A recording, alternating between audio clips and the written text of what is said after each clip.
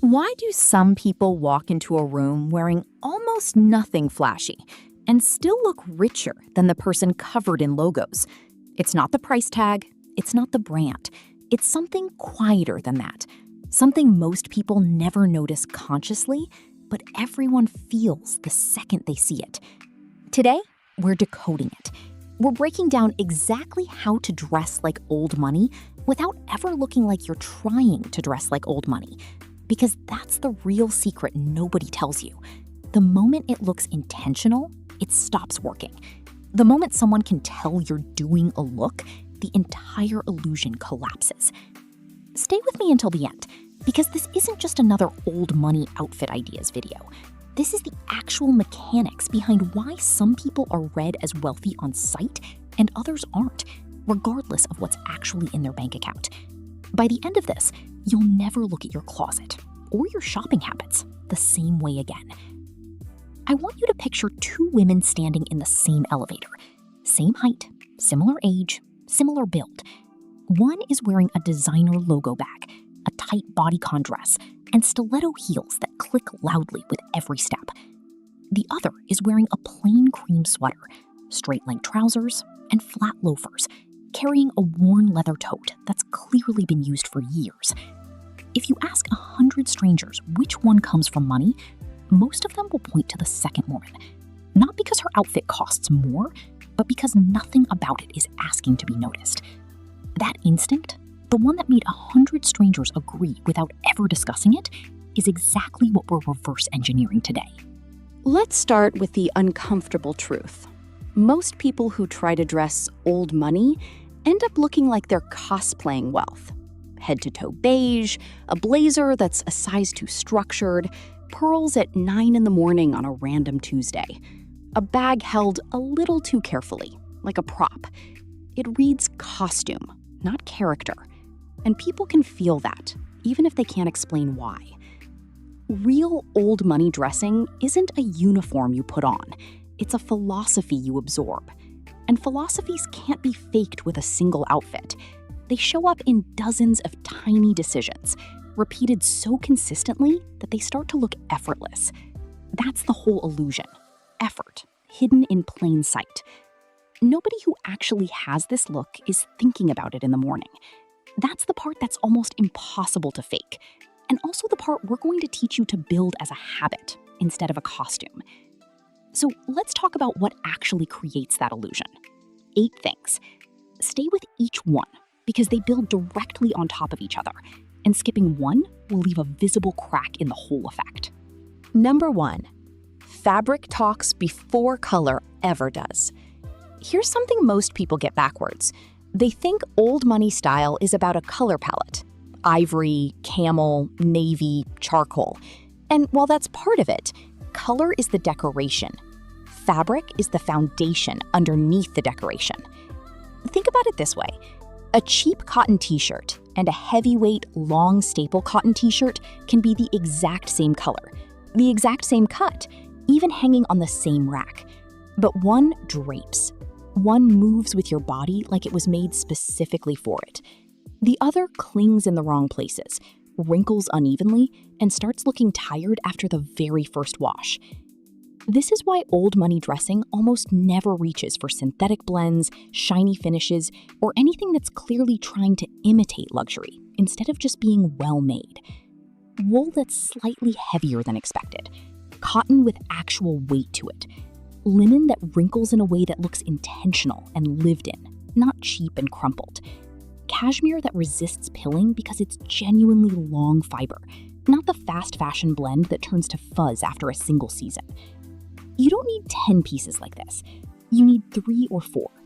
A blazer with real structure through the shoulder. A sweater that doesn't go thin and see-through at the elbows after a month of wear. Trousers that hold their shape when you sit down, then bounce right back when you stand. That's it. That's the entire foundation everything else gets built on top of. And here's the part that feels almost unfair once you notice it.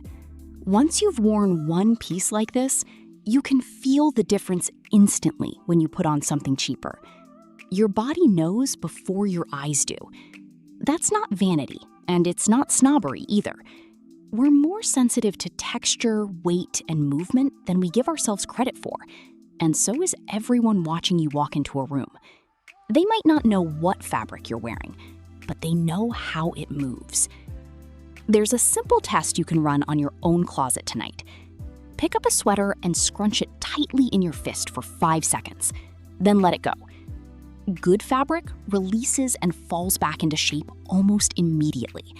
Cheap fabric holds the crease, sometimes for hours.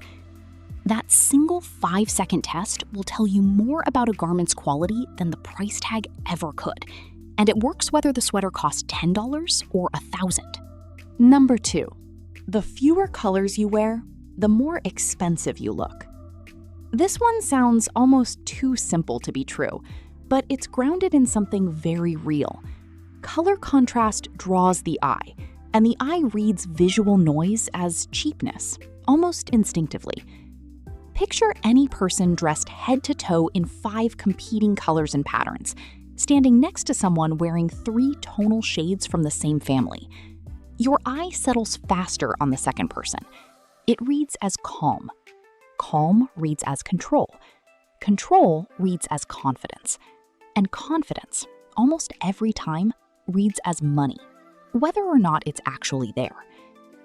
This is why old money style leans so heavily into monochrome and tonal dressing. Not because wealthy people are boring, but because restraint is its own quiet form of luxury. It says, without a single word, I don't need to compete for your attention. I already have it. Practically, this means building outfits around 2 to 3 colors maximum, all from the same family. Ivory with camel and a deeper chocolate brown. Navy with crisp white and a soft dove gray.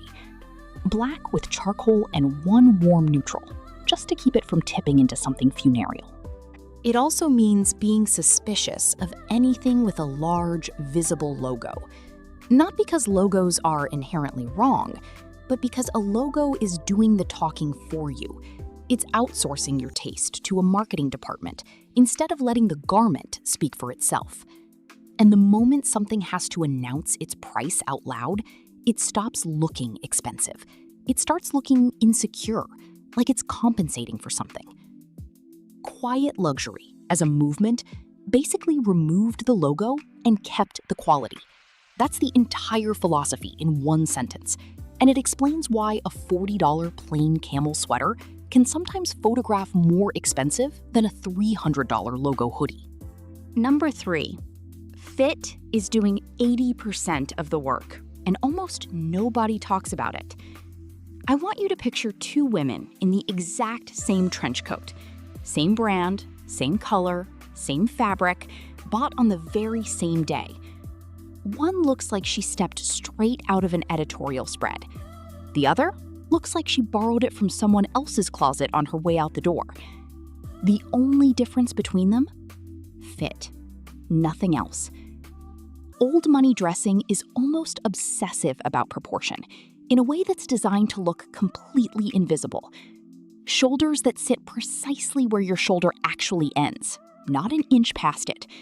Sleeves that stop right at the wrist bone, not hanging over the hand. Trousers that break cleanly at the top of the shoe, instead of pooling into a puddle of fabric at the ankle. A blazer that nips slightly at the waist, instead of boxing your entire torso into a rectangle. This is also why so many old money closets are built around tailored basics, rather than trend pieces. A trend piece is designed to be noticed the second it's on the rack. A tailored piece is designed to disappear quietly onto your body until it looks like it simply grew there, like it was never separate from you at all. Here's the part that genuinely changes everything for most people watching this. You do not need to buy expensive clothing to get this effect. You need a tailor. A $30 alteration on a $100 blazer will outperform a $1,000 blazer that was never adjusted to your actual body. This might be the most underrated styling secret in the entire luxury conversation, and it's also the most accessible one. Wealthy people don't necessarily buy better clothes than everyone else. They simply make their clothes fit better. That's a habit you can build starting this week. It is not a budget you need to wait years to reach.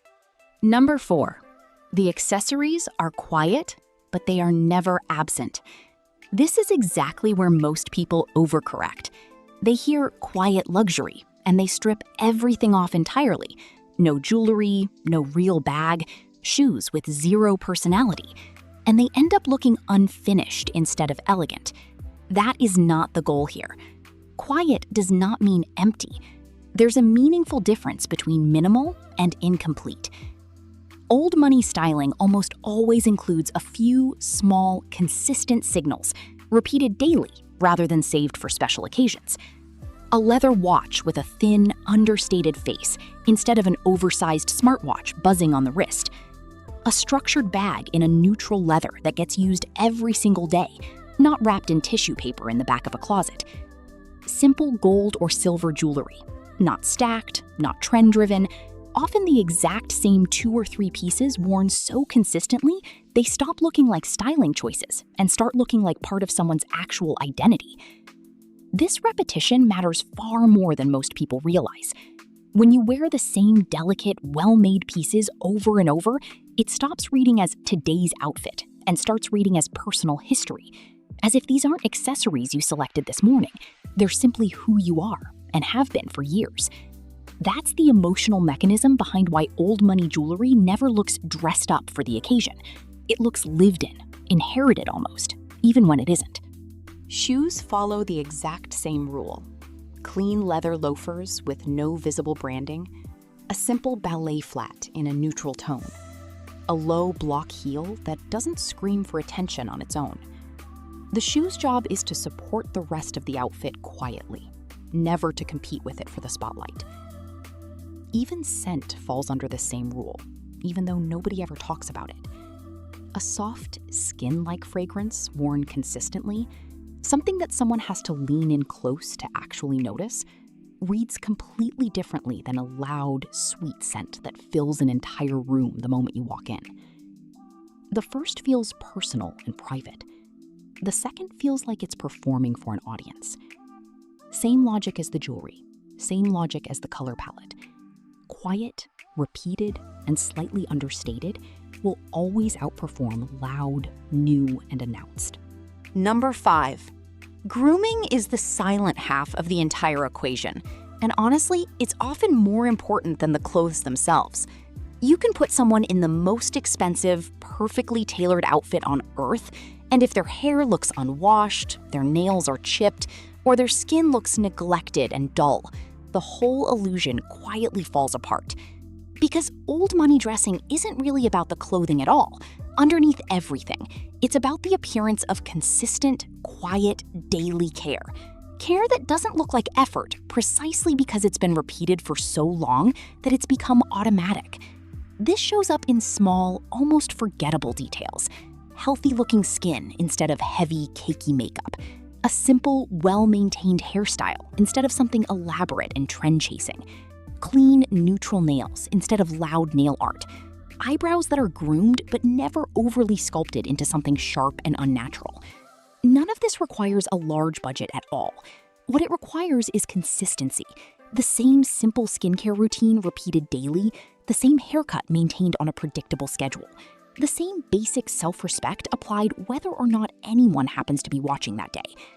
This is actually the part most people skip entirely because it's the least glamorous, the least shareable. There's no single product on a shelf that replicates well-rested skin and a genuinely healthy body. It comes from sleep, water, sunscreen, and quiet repetition, week after week. But it's also the exact part that separates someone who looks expensively dressed from someone who simply looks expensive, full stop, clothes completely aside. Number 6. The way you move sells the look more than the clothes do. This is the part nobody puts in a shopping haul video because you can't link it in the description box. But watch closely the next time you see someone you describe as effortlessly elegant, and pay attention to their pace instead of their outfit. They rarely rush. They sit all the way back in a chair instead of perching on the edge of it. They place a cup down instead of setting it down quickly. They make eye contact and hold it a beat longer than feels necessary instead of glancing away first. None of that costs a single dollar, and yet it changes how every single outfit on this list reads. The exact same camel coat looks expensive on someone with relaxed, unhurried posture and looks borrowed on someone who's fidgeting, tugging at their sleeves, or walking like they're late for something. Clothing is only half of the signal. The body wearing it is the other half, and it's often the half people respond to first, before they've even consciously registered what you're wearing. A simple way to practice this: slow your walking pace by even 10% in public spaces. Stand with your shoulders relaxed, not pulled back like a soldier, just released downward and back. Let your hands move slowly when you reach for something, instead of snatching it. It feels strange at first, almost theatrical. Within a week, it stops feeling like a performance and starts feeling like your actual default. That's the entire goal, a default, not a costume you put on for special occasions. Number 7. There's a budget secret hiding in plain sight, and it has nothing to do with designer outlets. Here's something that might surprise you. A huge percentage of genuinely elegant, expensive-looking wardrobes are built from secondhand and consignment pieces, not brand new luxury purchases. Why? Because older, well-made garments were often constructed with better fabric and more generous seam allowances than a lot of what's sold new today, which means they tailor beautifully and last for years once they're properly altered. This flips the entire "I can't afford this" look excuse on its head. You're not searching for cheap versions of expensive things. You're searching for well-constructed basics, wherever they happen to live. A thrift store rack, a consignment shop, a mid-range brand's classic staple, or yes, occasionally, a genuine luxury piece, bought once and worn for a decade. The goal was never the price tag. The goal was always fabric, fit, and restraint, which we already covered. And none of those three things require a luxury budget specifically. They require patience and a willing tailor. This is also why so many old money wardrobes look strangely similar across completely different income levels. A trench coat is a trench coat. A simple cream sweater is a simple cream sweater. The $40 version and the $400 version can sit side by side in a photograph and fool almost everyone, as long as the $40 version was chosen carefully and altered properly. Most people skip the altered properly step and wonder why the look doesn't land. Now you know exactly where that gap actually is. Number 8, because this one ties every previous point together into something usable. Old money style isn't about restriction. It's about a confidence that never needed decoration in the first place. Here's the psychological piece almost nobody mentions out loud. People who genuinely come from generational wealth rarely dress for other people's approval because their sense of identity was never tied to being noticed in any single moment. They already feel secure in who they are. The clothing is simply a quiet extension of that existing security, not a tool being used to manufacture one. This is, admittedly, the hardest part to copy because it isn't a shopping list. It's a mindset built slowly through repetition. But here's the good news hiding inside that difficulty. You can practice this exactly the way you'd practice any other habit. Stop dressing for compliments. Start dressing for consistency instead. Wear the same elevated basics on a completely random Tuesday that you'd wear somewhere important, because the goal was never to impress anyone in one specific moment. The goal is to look like this is simply who you are, every single day, without performance, without an audience required to validate it. The moment your style stops depending on having an audience, it stops looking try-hard, because trying hard is, at its core, dressing specifically for someone else's reaction, in real time.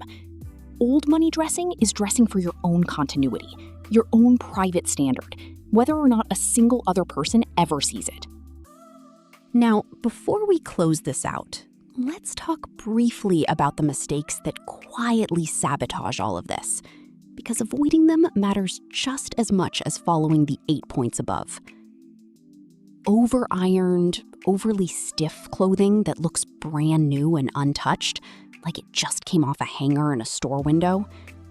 Matching every single piece too perfectly, same exact tone head to toe, every accessory color coordinated to the millimeter, so the outfit reads as a costume rather than a closet someone actually lives in. Wearing your most elevated pieces only on special occasions, which accidentally signals that this isn't actually your normal self. It's a performance you put on for an audience. Chasing every micro trend the algorithm hands you, which guarantees your closet will always feel scattered instead of considered, no matter how much money you spend on it. And finally, the most common one of all, buying an entire old money capsule wardrobe overnight, all at once from a single haul, instead of building it slowly, the way an actual collection of personal staples gets built, piece by piece, over years. A wardrobe that materializes overnight, however well coordinated, tends to look exactly like what it is. Sudden, new, unworn in. The eye can tell the difference between a piece that's been part of someone's life and a piece that was purchased last Tuesday specifically for a camera. So let's bring all of this together, because I want you to walk away from this video actually able to use it, not just nod along and forget by tomorrow. Old money style isn't a $500 sweater. It's fabric that moves well and lasts for years instead of one season. It's a color palette that calms the eye instead of competing loudly for it.